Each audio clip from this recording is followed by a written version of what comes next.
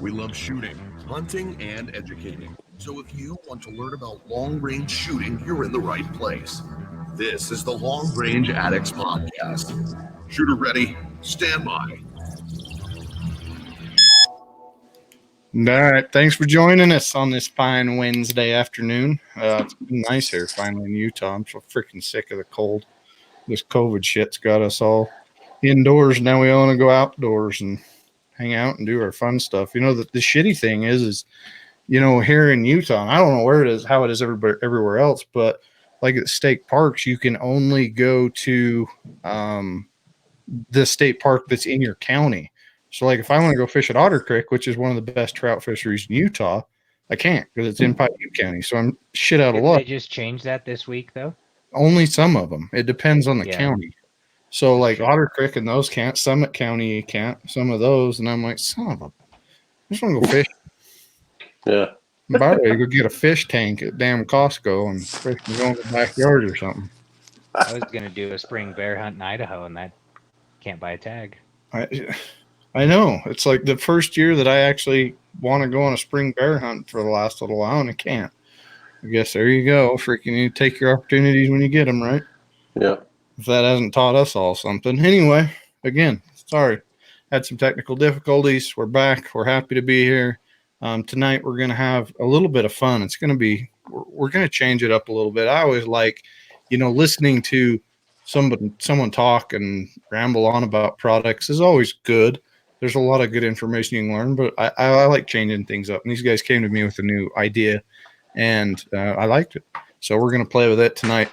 Anyway, first off, I'd like to thank Benchmark Barrels. Of course, they've, stepped up and helped us throughout this whole thing.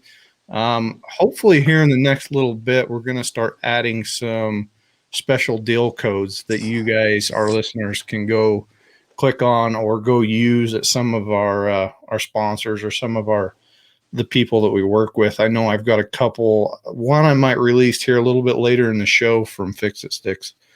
He sent me one yesterday, and so if you want Fix It Sticks, stay tuned, and I'll give you a code that'll give you 10% off Fix It Sticks. Yeah. Anyway, Justin and Jose, how you guys doing? Living the dream. Me too. Or the nightmare, not sure which it is. This work from home crap is bull crap. Yeah, no kidding. It's like you want to strangle My the daughters kid. have gotten super used to it, though. I had to go into work for a few hours today, and the youngest called me, Dad, when are you going to come home? I've been gone an hour and a half. Like, it's not a big deal. Well, see, they miss you. My kids are like, Dad, when are you going to go to the office? Because when I'm home, I make them work. I'm like, I took a video of my 8-year-old mowing the lawn last night. I'm like, hey, my dad taught me how to work at a young age, so you're going to figure out how the hell to work. My boss made his kid spread 6 yards of mulch yesterday. He's like, that'll teach him.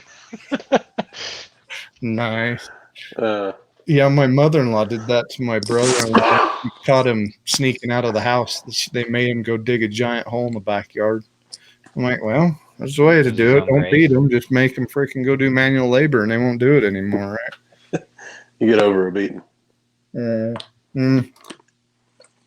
Yeah, sometimes you forget the beating that you took. My wife's got the freaking giant paddle spoon. The kids know what it is and how to avoid it, so taught them really, really well.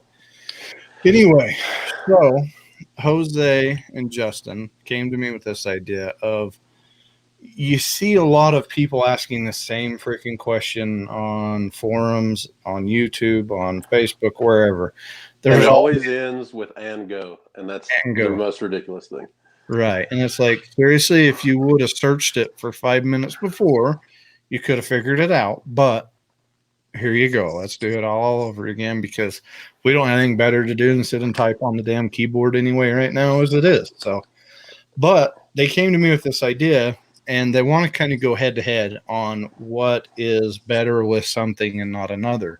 And it's kind of cool because there's always different versions or different things that people think of that somebody else might not. Somebody might want a 2-stage over a single stage trigger for one reason or another.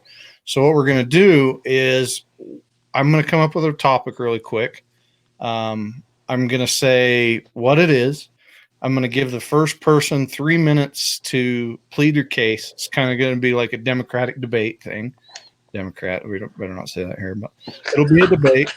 And when that person's over, the other person gets to go, and they get 3 minutes to do it. And then afterwards, we're going to talk about that debate and kind of go through the strong points, the weak points, why they chose, why they said what they said, and everything else. So it gives them 3 minutes to really go through it and figure it out, which is fun because now you're under a time crunch to say why this is better.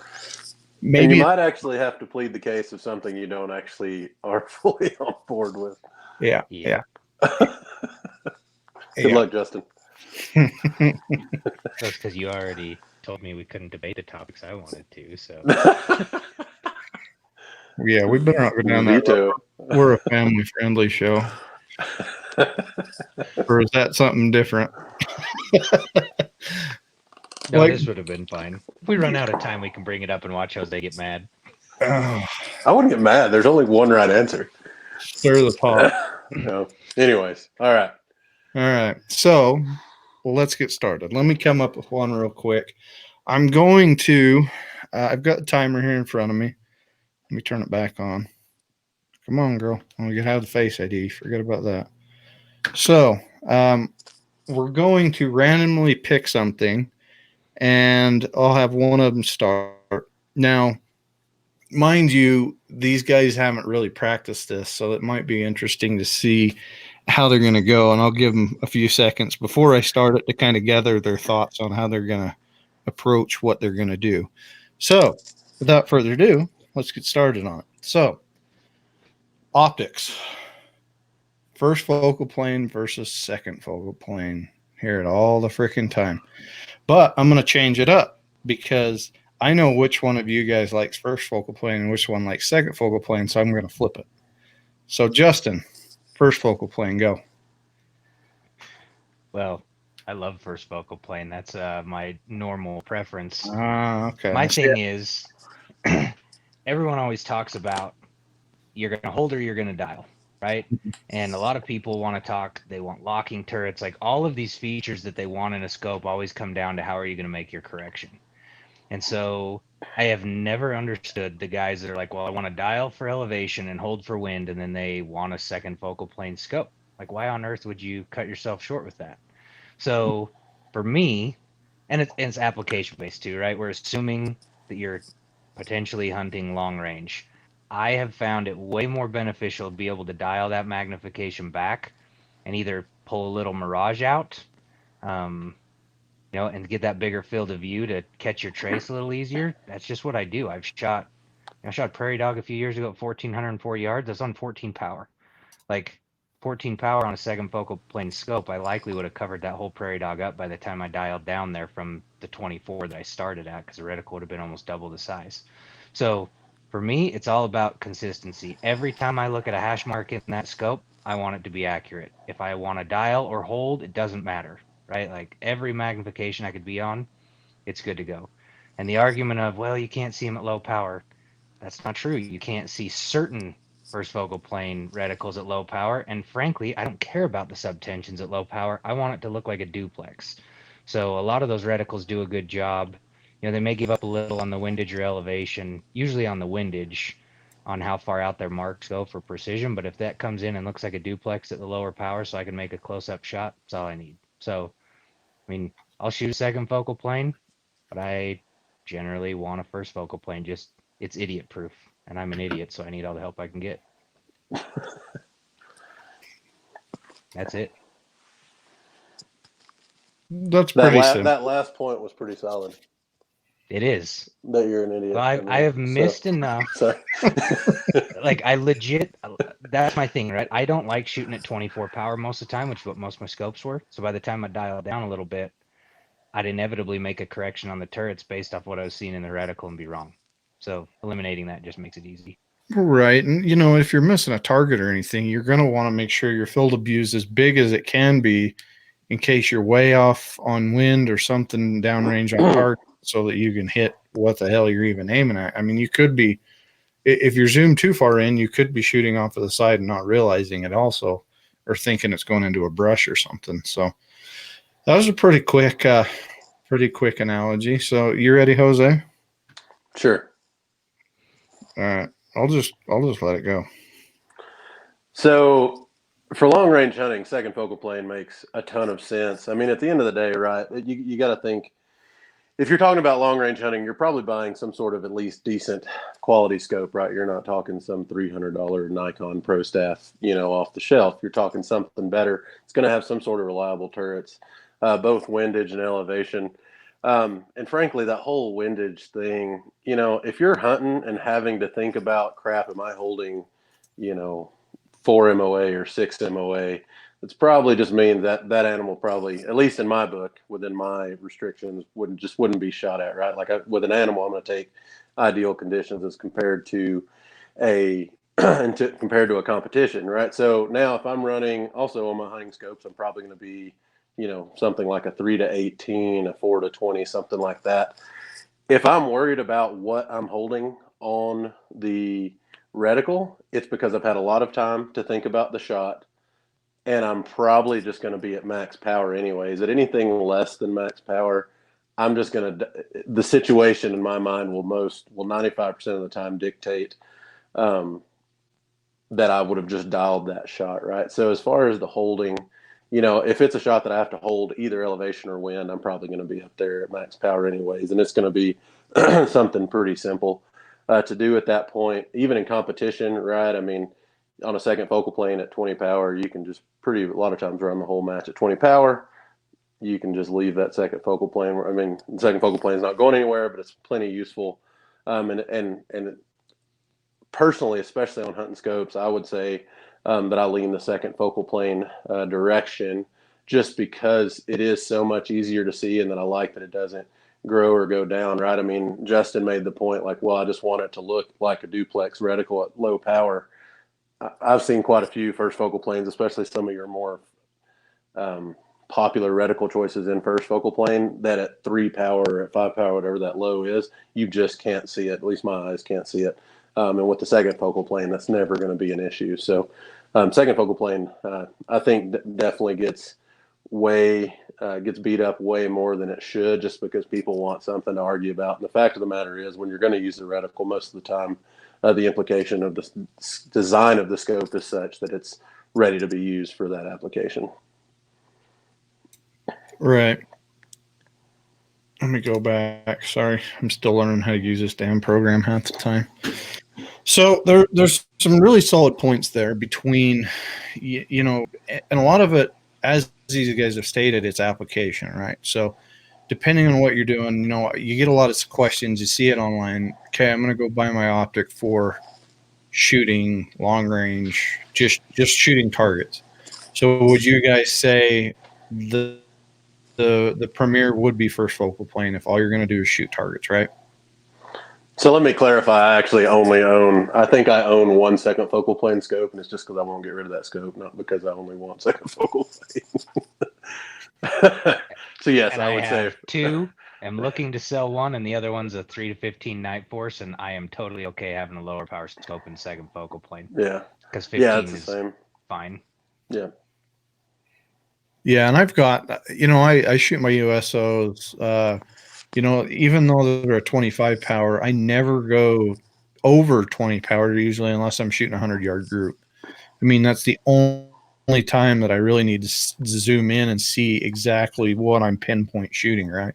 And a lot of, I guess a lot of the 22 trainer guys are using these because they need to zoom on those little teeny targets. But at what point do they want to zoom in, right? I mean, one of those tiny little targets at 50 yards, what would you even want to zoom in on one of those? Maybe 20 power? I have a 5-30 on my 22s, and I rarely shoot anything over 16 in those matches. Yeah, I don't ever go usually between 17 and 19 on a match, but that's how it is, I guess. So both great things. So if you were to get one scope, let's hear it from both of you. If you were to get one optic and you were going to use it because a lot of people that listen can't really afford multiple optics for a bunch of different ranges because they are expensive. So if you were to get one optic that you could do both with, that you'd be very comfortable with. Each one of you give me your optic and why you would choose that optic. So brand, I won't even give necessarily a brand, but I'll mention two brands as an example. And it's funny because it's actually something that I just went back to. If I was going to pick one, so let's say for hunting and matches, I would actually pick a simpler reticle, and actually a reticle that's typically fatter than most of your precision, especially your competitors are going to pick. So my two examples that I'm very familiar with, and actually just bought another optic in one, is the Burris SCR, the original reticle, or even the Vortex EBR1.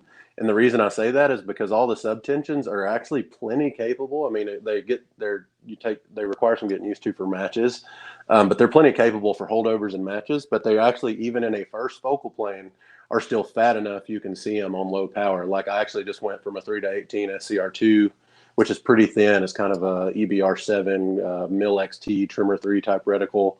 I actually just went from that on my hunting gun back to an original SCR because it's fatter and has less subtension graduations on it, so I can see it better.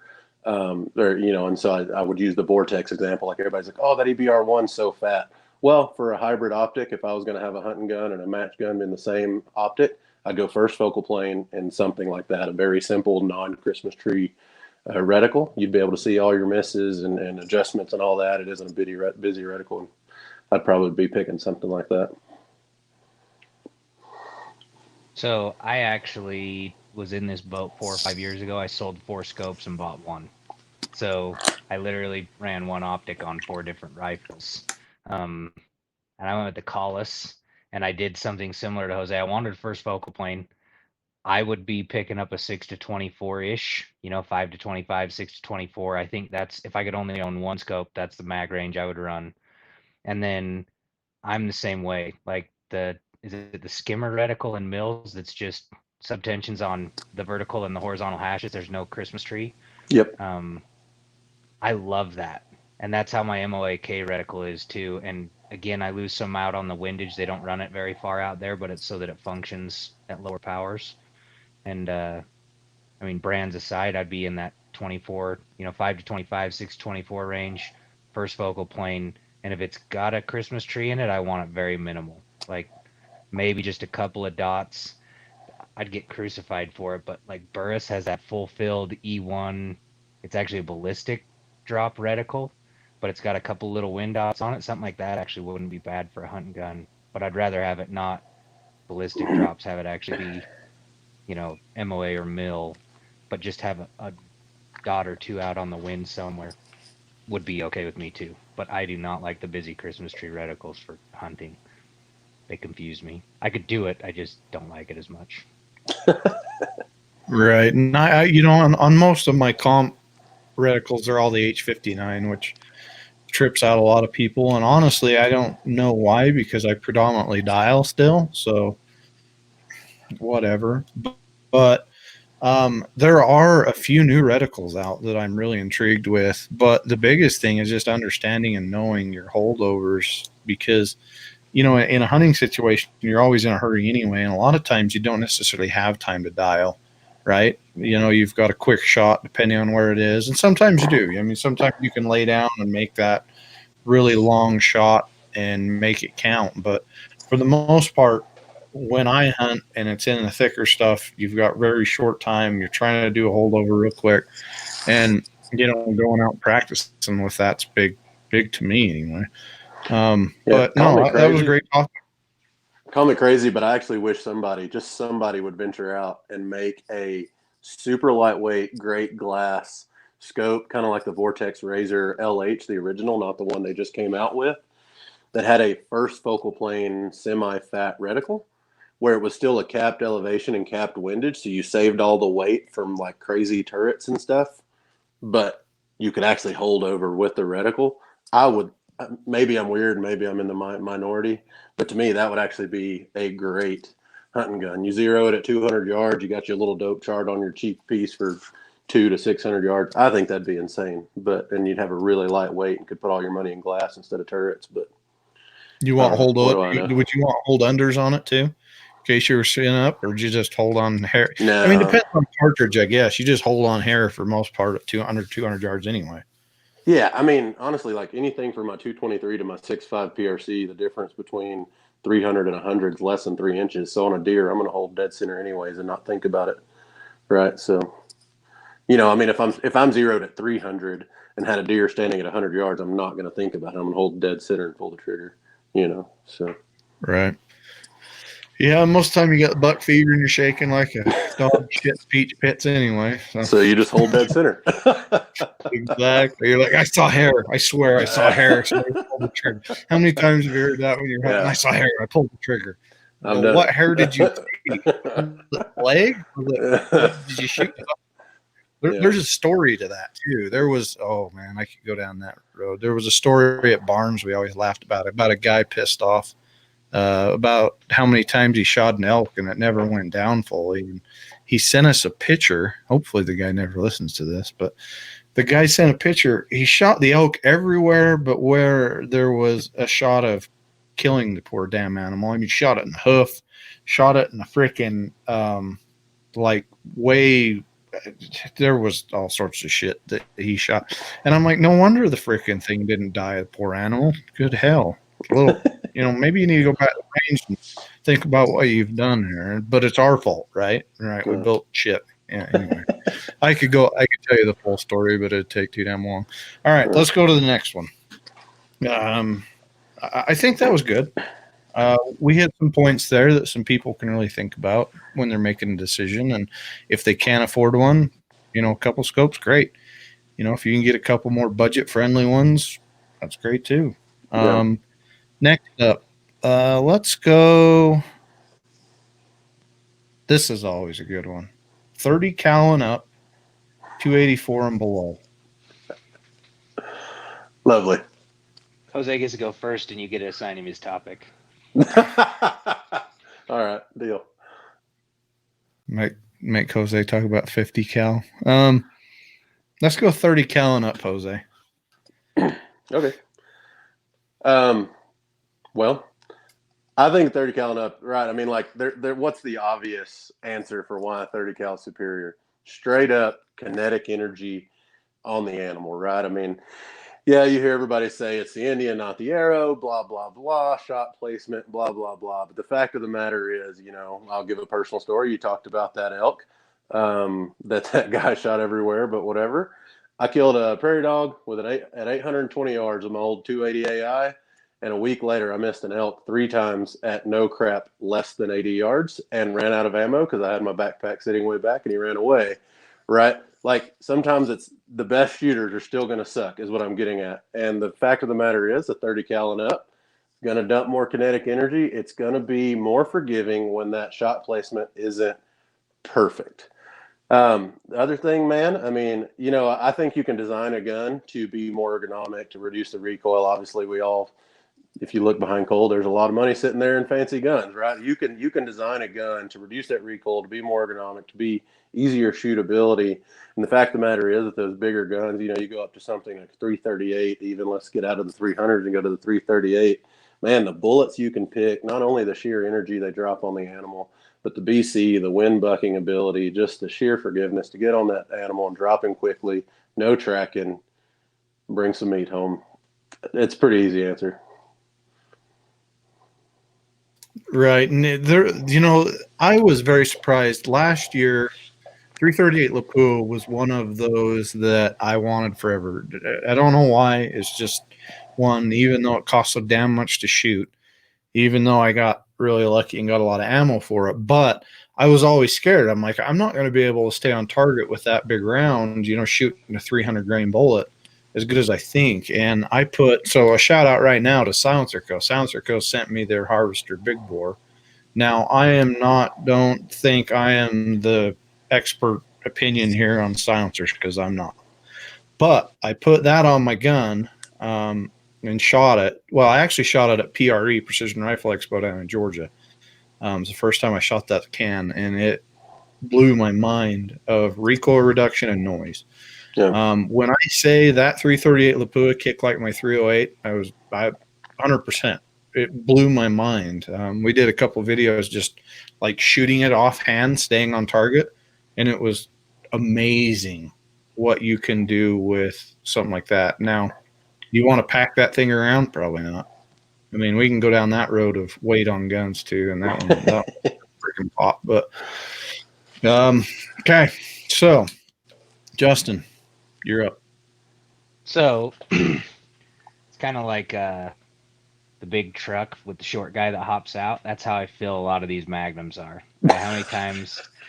And you can laugh all you want. My favorite story. I am at the gun range in Logan. Guy pulls out a 338 Lapua and starts shooting at 300 yards, and he is banging away at this target. Right? He probably goes through. I'm not kidding. At least 30, maybe 40 rounds.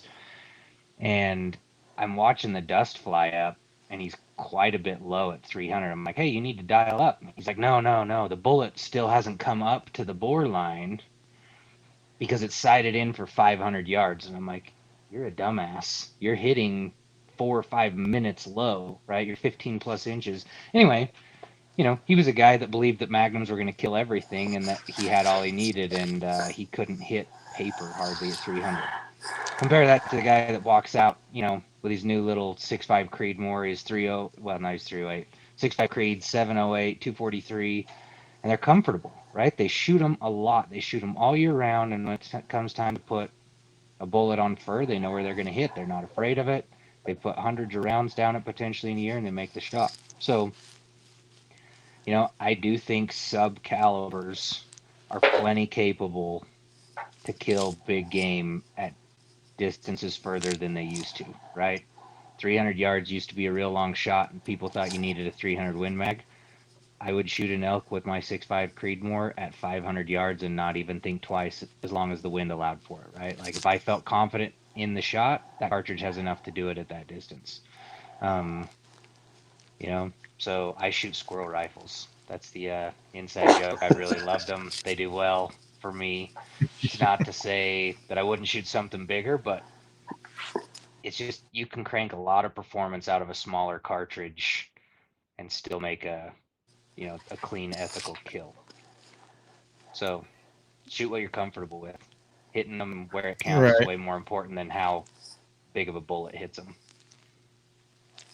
Right. And I think, a lot of what people don't bring into effect on cartridge selection is how far bullets and ballistics have come even over the last 5 years, right?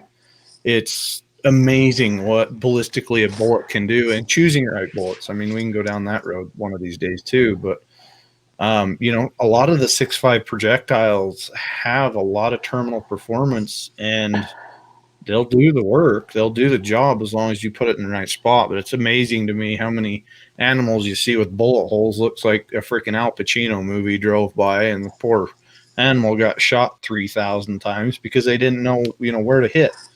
That was one of the things when my dad worked for the DNR. They gave him 22s and said, if there's a problem deer, that's what you kill them with, was a 22. And it's like, really? You don't kill them, but, in urban areas, you don't want to shoot. But the 22 did a number. If you hit it in the exact right spot, the lights were out.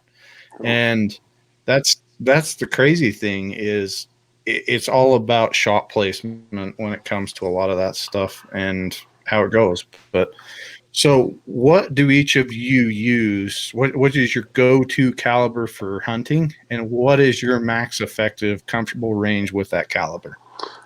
So Jose, I want to answer. Before we answer that, I just want to say, so one, you've again given me something that I didn't actually. I tried to make the best argument possible, but I was actually bullcrapping because I don't believe anything I said. So, so the fact of the matter is, especially right when you think about how did we lay out the format of this show, like all those and go questions. If somebody says, "What's the caliber I should choose?" and go, that immediately tells me you don't shoot enough to know the difference. And that immediately tells me you're probably not good at recoil management. And you probably need something that you're, one, can afford to practice with, and two, is not going to hurt you all day long shooting. And I 100% would say go sub caliber, especially if you're asking the question, right? Like for me, right, I may go build a 338 one day just because I want one. The only thing I have that's a 30 cal is a 300 Win Mag, and it's for sale right now. Like I actually am completely sub caliber.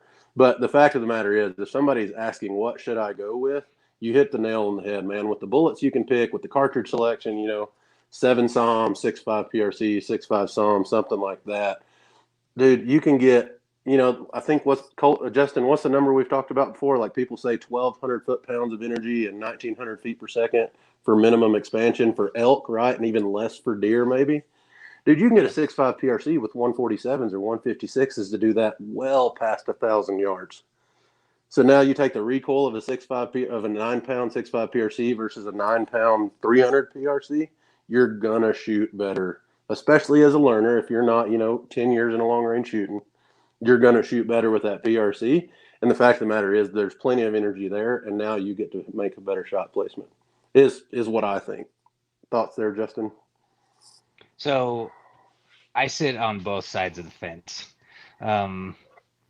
I truly believe there's no replacement for displacement in terms of if you make a bad shot, a bigger bullet buys you a larger margin of error. Now, making a bad shot with a big bullet is not going to be the same as making a good shot with a small bullet, right? So hitting them properly is number one. But if things go wrong, I do think a bigger, heavier bullet gives you some advantage, right? But most people aren't going to shoot them enough to be efficient with it. So I shoot a 7 SAUM. In fact, last year, that's pretty much the only cartridge I shot. I had a 6 Creed that I maybe ran 200 rounds through. My SAUM got the majority of my time, and it just kills everything I pointed at. It's got coyotes at 800, 600, killed a prairie dog at a rock chuck at 1590, 2 elk at 1,000. Like, it just does its job, and it's awesome, right? Conversely, using small calibers, the only real shit fest I've been involved in hunting was with my 6.5 Creedmoor, and I ran out of bullets shooting that freaking deer that's up there on the wall behind me, little tiny 3-point. 6 times in the vitals, and that deer didn't go down. So, to all the people that say hit them in the vitals and they'll die, bull crap. Those bullets did not open for me. There were holes through the lungs. Thing didn't die. Right now, that goes back to Cole's point of got to use the right bullet. They were Norma Golden targets. They just didn't open up. They should have had enough velocity to do it, and they didn't. So I actually don't think that's the cartridge's fault. But had that been my first experience with long-range hunting, I would have immediately believed that I needed a 300 Win Mag, right? Or 338, or I would have needed something bigger. So I'm a believer in pick the right bullet and pick a cartridge, and then just don't be stupid. These guys that are putting elk down at distances over 1,000 yards with tiny calibers, and they don't tell you the full story, I mean, that's not responsible either, right? So there is a limit. Know your cartridge's limit. Be comfortable with it. Just because you can hit a steel plate doesn't mean it's what you should be killing an animal with. Make sure you've got enough oomph behind the bullet when it gets there to do its job. Right. Yeah, and I think the moral of Justin's story is he got comfortable with that rifle. I mean, like you said, you're shooting. How many times do you take your hunting rifle out and you practice on other stuff? Whether it be all the time. Justin does that. I know I don't. My hunting guns come out like once a year, and that's my bad because I don't do it. This one, the black one right there, is my 300 short mag, and it only comes out once a year. It probably should come out a lot more just so I can practice on some of that stuff. Same thing with my PRCs and stuff, but hell, I don't shoot anymore anyway. I just talk about it, so that's how life goes. Because you have too many, it's hard to focus when you got so many. Well, and you can choose different practice regimens too, right? Like, I mean, I'm obviously way more of a competitive shooter than I am, let's say, a big game hunter or long range hunter, and I'm trying to get more into varmint hunting, but nothing like what Justin does. But when I go to the range, I typically do try to take my hunting gun, and like my range has steel set up from 400 to 1,000, and it has there's a small target at every distance. It's like 8 inches to 700, and then 10 inches to 1,000 or something. And usually what I'll try to do is while I'm out there practicing, I'll lay down, and my goal is a first round hit out to 800 on all those 8-inch targets. And I don't always get it, but most of the time I do. But to me, that's just always like working that in. Like, okay, I know the dope. I can read the wind no matter what the wind is that day.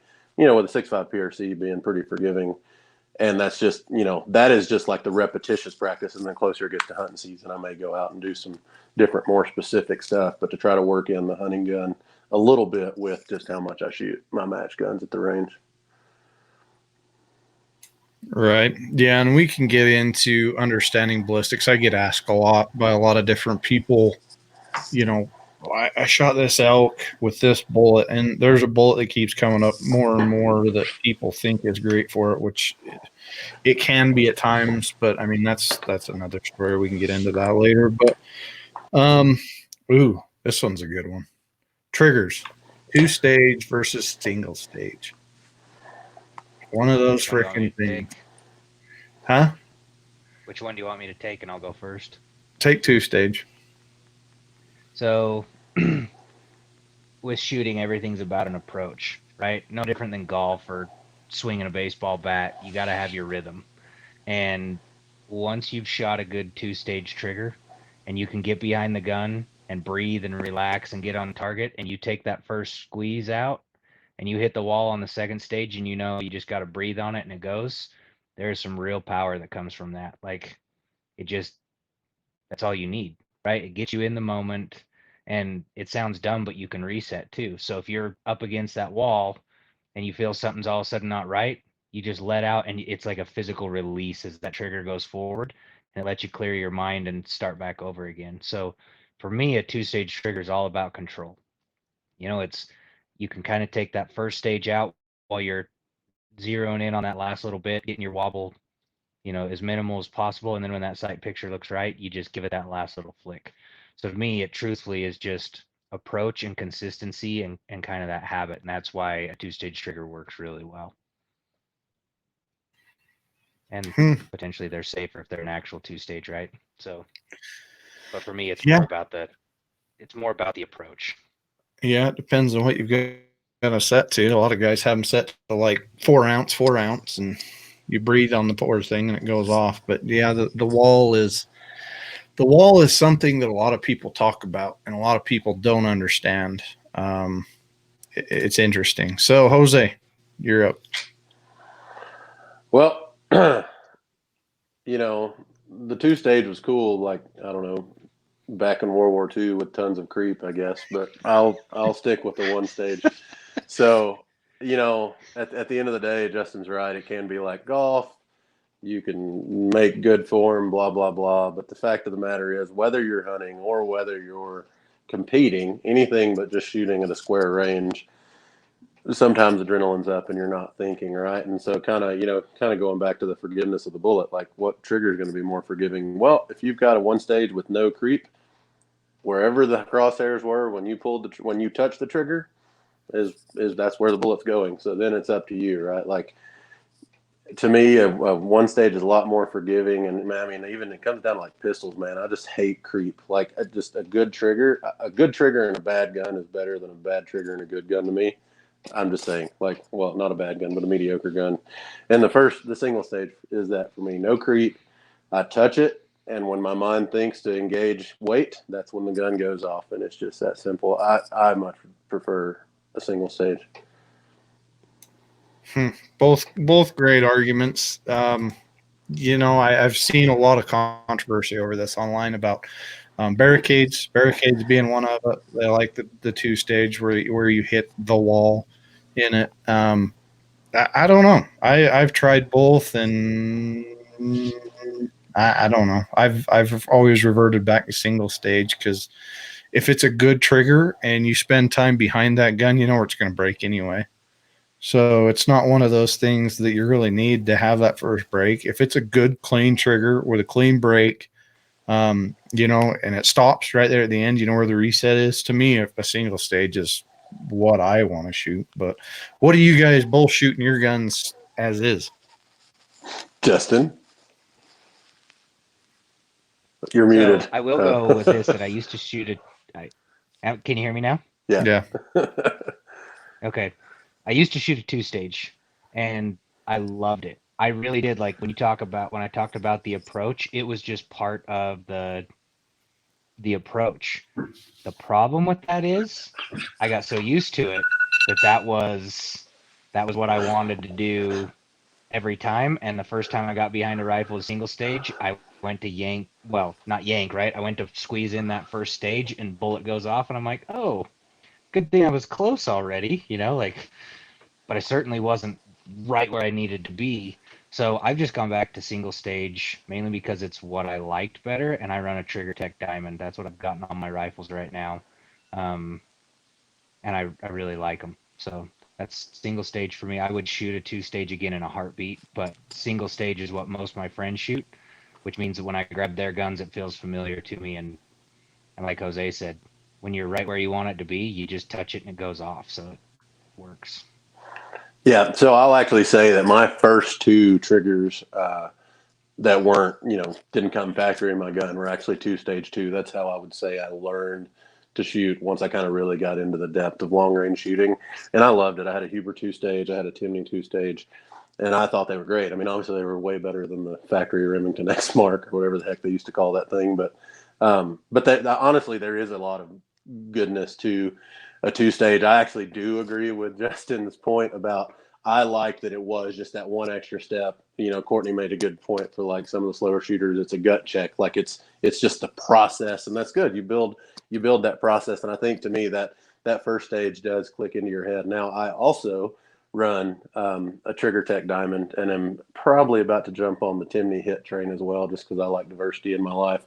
But I will actually make this point that if you're single stages to me are only good if you pay for a good one that has no creep. If there's creep in your single stage, it's essentially a crappy two stage, right? Like it's just a whole lot of movement with no wall, right? If you're going to run a single stage, it better be a good single stage. And like I was shooting a factory Bagheera trigger the other day in a guy's gun, and it was like, I guess I just had not shot one in a long time, and it felt like springy, like an AR trigger. And I was like, this definitely is not near as good as a two stage, even though it was light. I think it was only like a 2.5 pound trigger. I'd have rather had a 2.5 pound two stage at that point. Like if you're going to run a single stage, you need to pay the money and get something good, something no creep in that, a Trigger Tech or a Timney hit, something like that. A single stage is worth, you better pay the extra money to make it function properly in my mind anyways.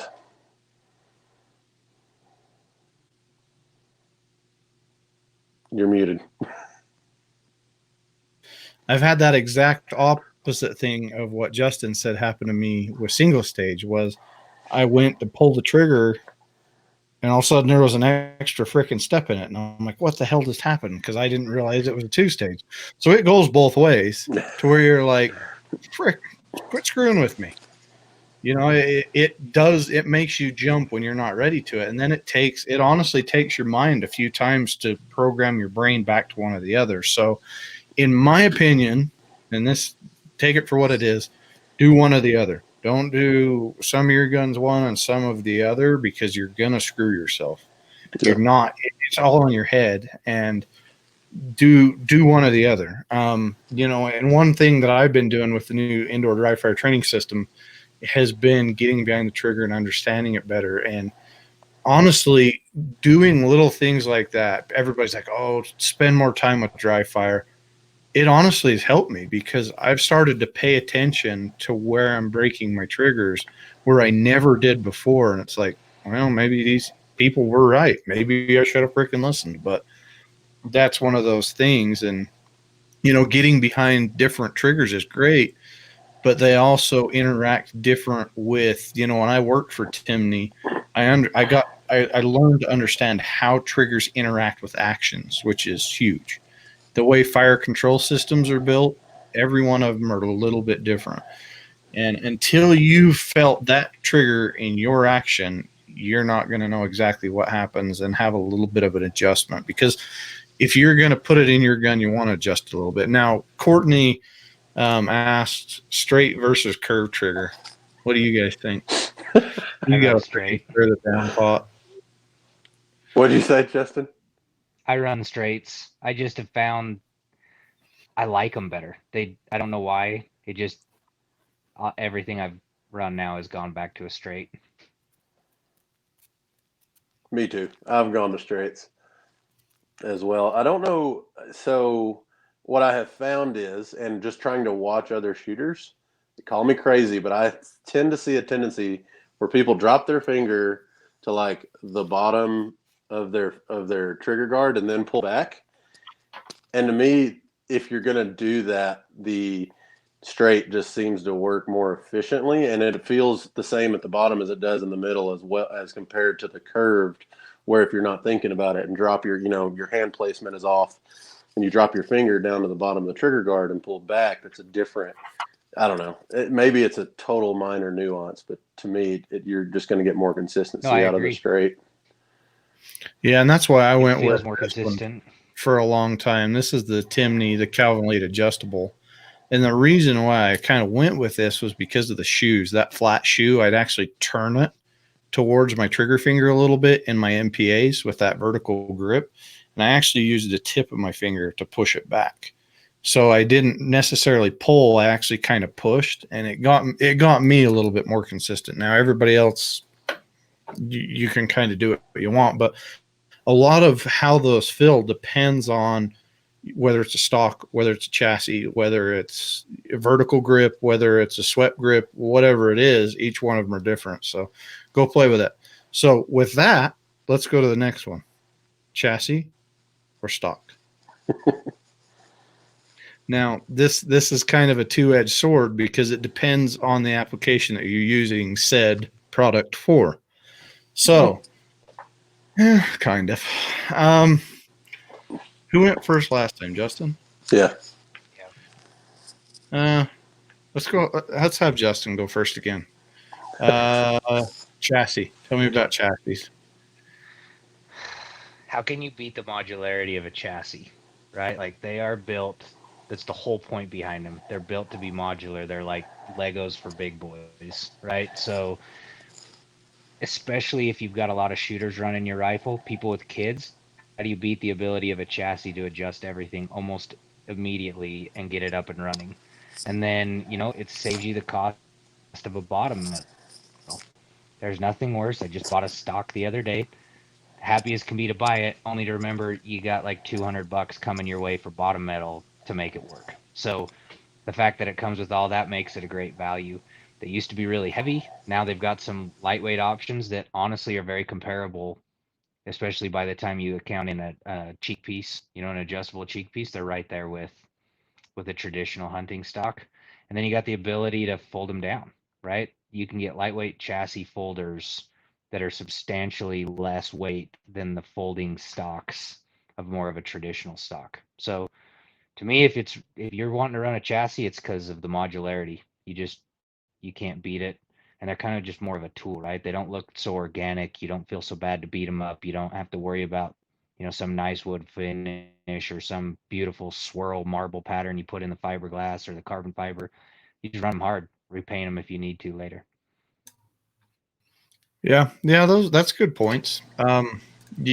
Everybody's got their ins and outs to them. Now, Jose, I know it's shot McMillan's for years, so he's going to be able to talk to this next one because he just made a purchase as of recently. That's going to freaking throw a wrench in said strategy that he's had for the last 2 years. But let's hear the stock fight. Justin brings up a good point about the kids and being able to share. But the fact of the matter is, man, stocks have come a dang long ways, right? So to me, stocks win in ergonomics, man. I don't think you can beat the feel of hugging up, to a Macmillan A5, or now I run the A6s, something like a Manners T4, or, even, Macmillan adjustable game, more like that. Man, they just feel good. To me, honestly, call me crazy, the former service or whatever, just the old school guy that shot 308 for too long. But to me, there's just a certain feel of like it's classic, it's proven, it works. And the fact of the matter is, they are still modular, man. Manners and Macmillan and Foundation will put these crazy rails on your gun from the factory now. To me, like, why does a chassis win? Because of ARCA, maybe, for today's matches? Okay, cool. I have ARCA on every single one of my chassis now.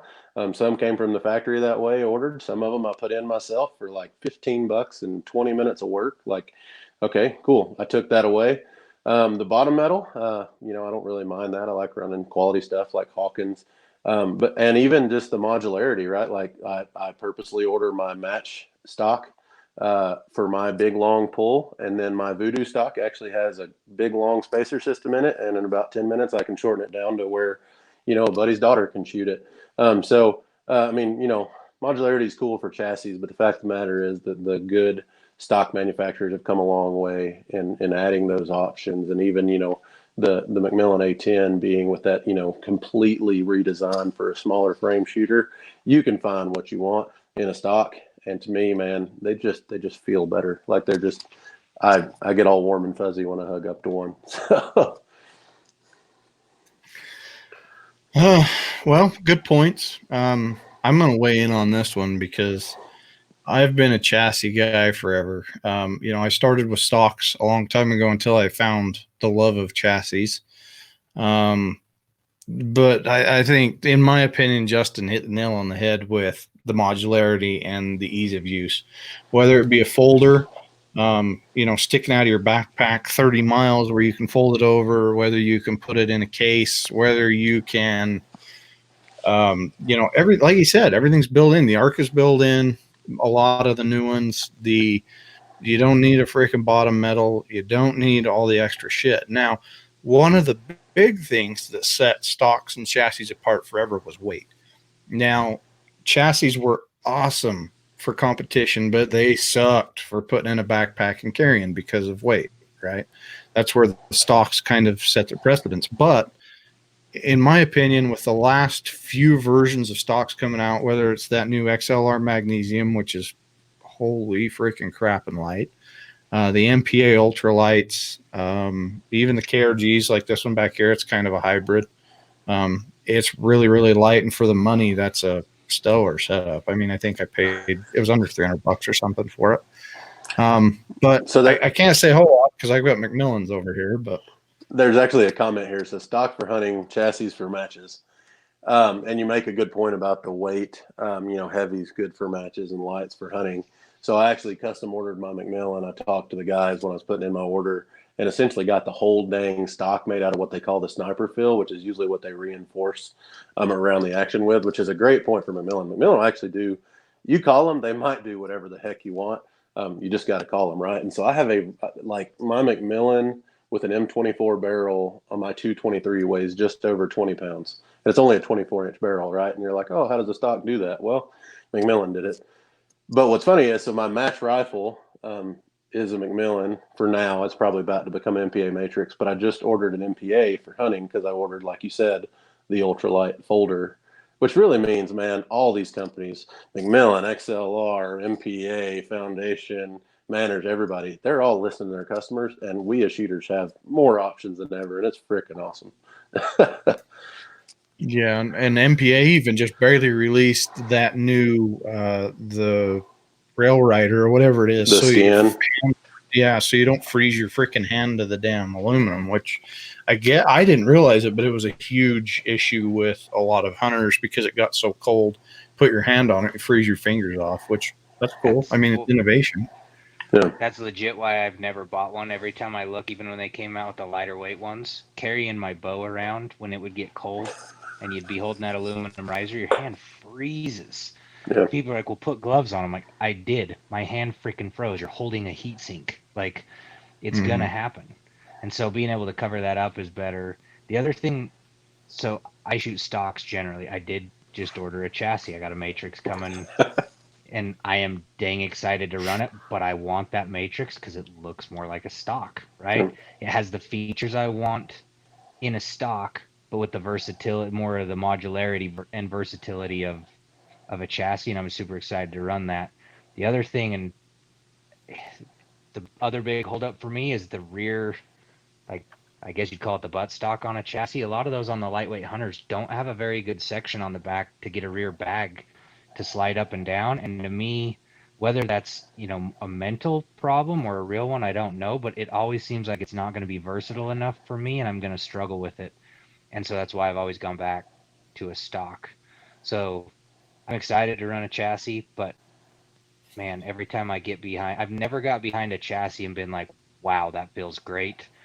I've got behind a whole bunch of stocks that just feel good when I get behind them. So I can appreciate the chassis. I understand what it does, but the stock it holds a special spot in my heart, I guess. Yeah. No, and that's I mean, you go back to the good old, walnut, beautiful, intricate stalks, and no matter what, if you're a true to life hunter, those stalks will always have a warm and fuzzy spot to you because you're like, my granddaddy shot that, my dad shot one of those, blah blah blah. Those old stocks, they didn't have modularity. They had a cheek piece and they had a sling swivel stud, and away it went. I mean, that's all you needed. And some of them old boys killed a lot of big deer with those things. And a lot of it, I think, is like Justin said, it's in your head. But I'm going to be honest. So this first one right here is the new Macmillan Z1, and I have I think one of the very first Z10s. You can other shoulder. Nope, other shoulder. Shit's behind me. So this one behind me is the new Z10. And I'm going to be fully honest with you. The new Z1 is a totally different freaking animal from any of the other stocks that I played with. The back one back there is an HS. I love it. It's got a lot of adjustability in the back end of it. It's the PST-007, I believe. But I'm not kidding. These are ones that, if you're watching, to look into. They've got more of a vertical grip. They've got really big cuts for a thumb spot here. It actually comes, you can't really see it, but it comes with an ARCA straight from the factory. They've come a long ways, and I've heard a lot of good things about the foundations. They kind of have, both of the ergonomics, the feel of a chassis, but it's kind of come a long ways. But it's amazing how much some of these stocks and these chassis have changed. And I think stocks were in their groove for so long until these chassis came out with so many, more options that now they're trying to play catch up a little bit. And that's my opinion. Maybe I'm wrong, but what do you guys think? I think you're right. And one point, just sitting there looking at your stock, you've got that butt hook in there. One thing, and Justin, I think this might have been kind of what you were driving at too. I much prefer, I would say it's slanted, but a straight bottom as compared to a butt hook for easy elevation adjustment. And to me, it fits better in our normal shooting bags, right? Because for those butt hooks, if you're sitting in one of those, what do they call them, Wedgwood bags or whatever. And I call me crazy, but I've never liked the butt hook because there's not much you can do with it. You're either in the one shelf or the second shelf, and that's the amount of elevation difference you get without squeezing your bag, as compared to if you get like the A6 PRS or even your KRG Bravo there, where there's a slight amount of a slant to it. I don't have to squeeze the bag. I can keep my cheek pushed into the stock and just slide the bag forward or back. And I think, Justin, your experience with the Game Wardens is the same, yeah? Yep. I shoot a Manners T5A that's a straight bottom, and it infuriates me to try and make quick adjustments on that bag, because you've got to squeeze it, and sometimes you just don't have enough squeeze, right? Or it's put too much tension in your hand, you got to flip the bag over, versus that slant, that angled bottom on my Game Warden lets me make a lot more adjustment quicker. But I shoot the A5 better off a bench, right? It tracks better in the bag. Not there, the T5A, I guess. I probably said A5, but the T5A, that straight bottom does seem to track better, but I'm not as quick with it. It's not quite as versatile in the field for me. Yeah, I agree with that for sure. I screwed up. That's actually the A6. I don't know where the hell my Z10 is. It might be. It's around here somewhere. But I've got the Game Warden too, and I love it for, the right purposes. But that's what's cool, about the MPAs with that longer bag rider. I mean, you can get those enhanced bag riders that are really, really long, but they are flat and they aren't angled. It would be interesting to see somebody kind of come up with an adjustable bag rider system to where you could kind of put it where you wanted to.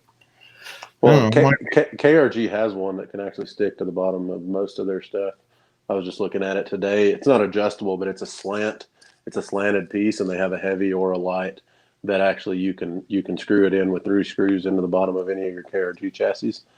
Somebody else makes one for an RPR, but I think it'd be cool if you made one that, could attach to Picatinny or to various screw sets or whatever.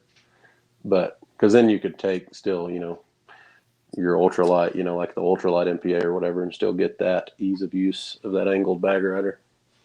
See, something I wouldn't mind seeing is on like an ultralight chassis, just make a little triangle like a bag rider, but make it go up and hook up into the main part of that butt stock so that it's rigid, but just make it out of a thin carbon tube or a carbon fiber skid, essentially, where it doesn't have to be super robust. The gun just has to sit on it till it fires. Like, I think that would be cool.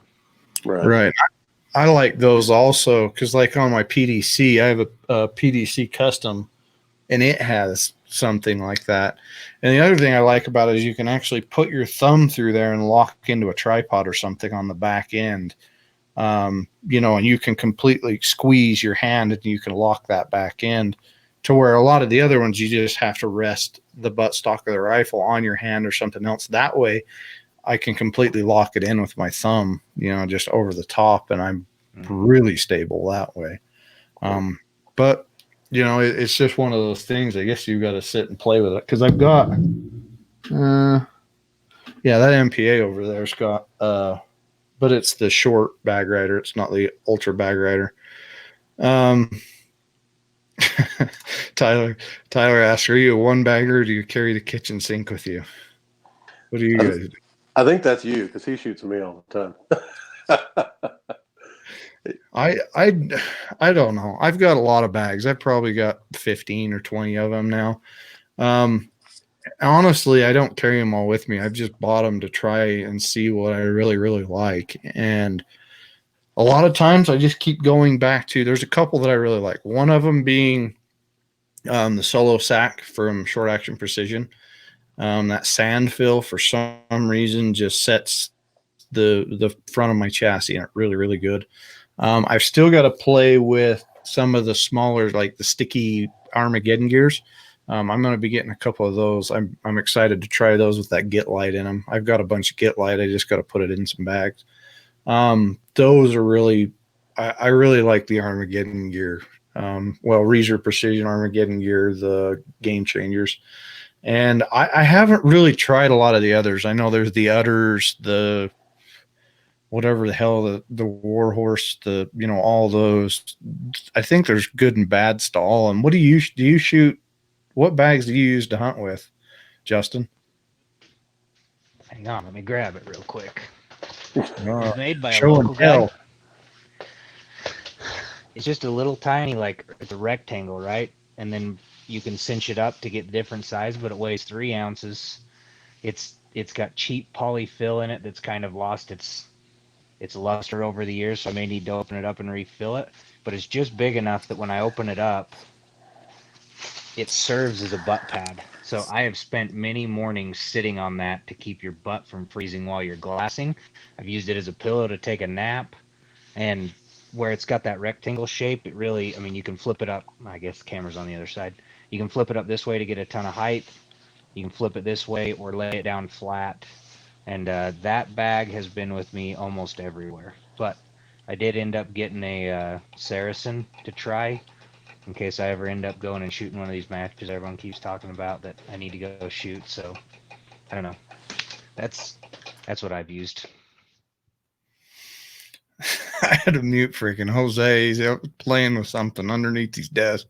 I don't know what he's doing. No,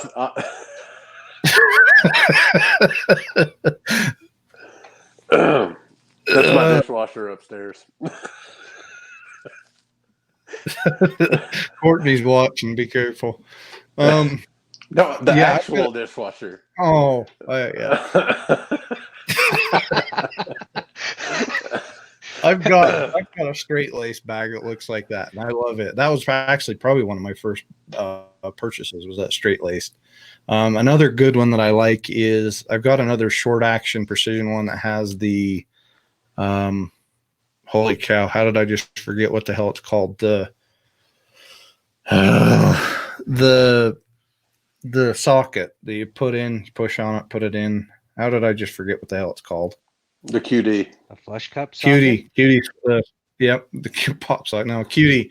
So it's got the QD, so I can put it in there, and it just stays on and dangles below, which is nice. But I mean, we had this discussion. I think, Jose, didn't you write a review on, like choosing what the hell to take with you when you shoot a match? Was it you that wrote that?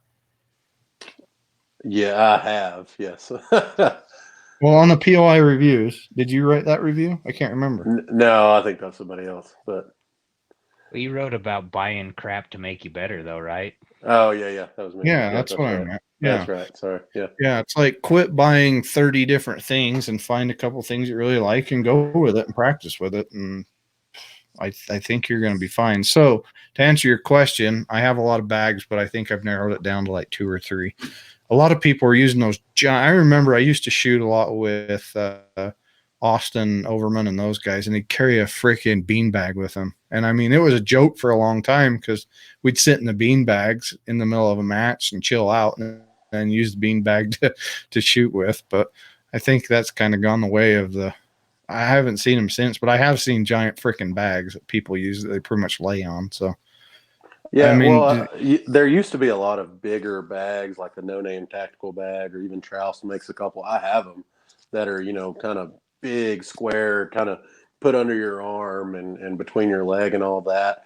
And it was interesting to see. I think if you've watched over the last 4 years, that was really popular. And then the tripod became popular for rear support. But what's funny is I think the reason those bags were so useful was because the front bag game was lacking. And the fact of the matter is, man, when you've got an udder, when you've got a game changer, when you've got what do they call the wee bad fortune cookie, those bags as front bags work so well that you can just about use your core strength and stabilize your back without using a rear bag or a tripod. And I think that's kind of I don't know that everybody associates it that way, but in my mind, actually, the improvement of what we use to ride barricades has actually done away with somebody carrying a big bag, medium bag, and small bag for rear use, along with even, everybody's like, oh, the tripod users are gamers. Most of your good shooters are actually just not even worrying about that time because their bags are so good and their form's so good, right? So. Well, and I think a lot of that has come a long ways with understanding how to balance your rifle as well, right? Yeah. You go up to a match or something, and they were really heavy and not balanced. Then adding, a lot of the new MDTs, the MPAs, stuff like that, they have weight systems where you can really balance that rifle out. And we can get into even free recoil and some of that, but I think we'll save that for another episode and in trying to get that. But I did promise something at the first, and that is a code. Use code POI10, POI10 at checkout at fixitsticks.com. Is that 10 like 10? Yep. Or TEN? Nope, 10. POI10, so all caps, POI10. That'll give you 10% off anything at fixitsticks.com. So use that code. Go get you some Fix-It Sticks. We all know how freaking good they are. We love them. Jose has a frozen picture and it's hilarious. Yeah. Why is Jose froze? Look at that picture. I don't know. At least mine happened before the. That's hilarious. Oh, he gone. Well, that was the best freaking freeze frame I've ever seen, I think. Did you see it? Yeah. Anyway, he's probably cursing up a storm. He probably is. Holy cow, that was hilarious. He's back. That was hilarious. It froze on that cheese, that shit-eating grin of yours. Like it completely froze. That's all right. My iPod is strapped to bed, so now we're on the phone. No, that's all right. We're done anyway. Yeah, Courtney says somebody screenshot that. They should have. Hey, it's on live, though. We can go back and screenshot whatever we want because it is on live, so we can have fun with that. But let's spin this out. Hopefully you all enjoyed yourself. And I know we did. It was something new, something different. And hopefully you all learned something and you have some questions. I can't say it enough. If you guys have questions or comments, let us know because we'd like to cover them in the show. I don't just say that. We really want to go out there and we want to learn stuff. And if there's people that you would like us to interview, let us know that as well.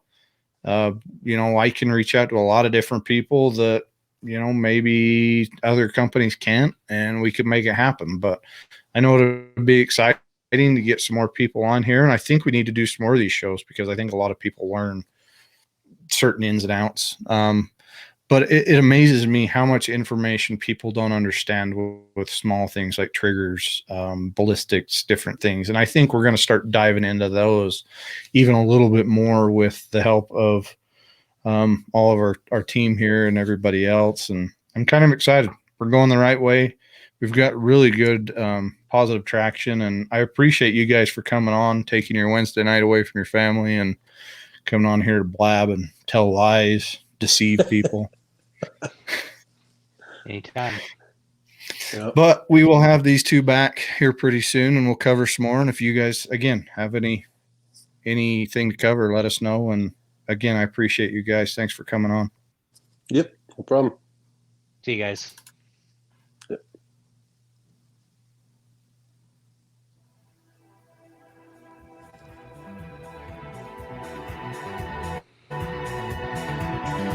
Don't be afraid to pipe up.